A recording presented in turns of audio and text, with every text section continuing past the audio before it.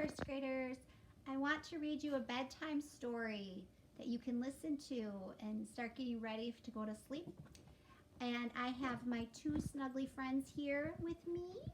Daphne will probably fall asleep during this book because when I read to my kids, a lot of times I think my voice soothes her and she starts to fall asleep a little bit.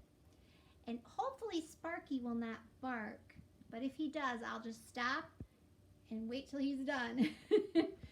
He's looking out the window, so sometimes he'll start barking.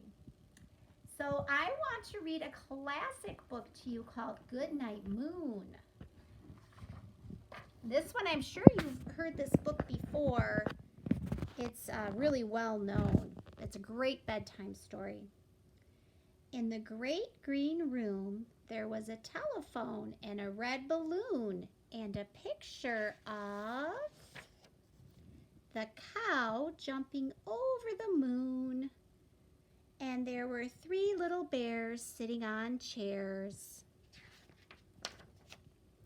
And 2 little kittens and a pair of mittens. And a little toy house and a young mouse.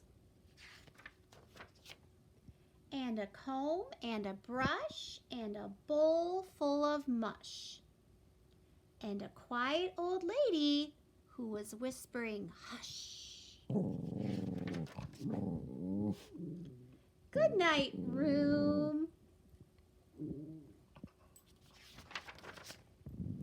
Good night, moon. Good night, cow jumping over the moon.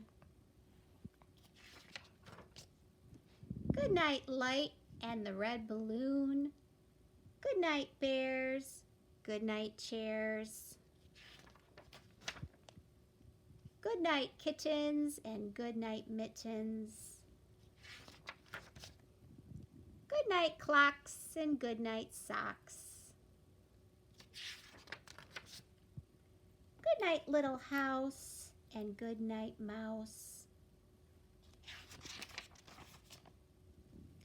Good night, comb, and good night, brush. Good night, nobody.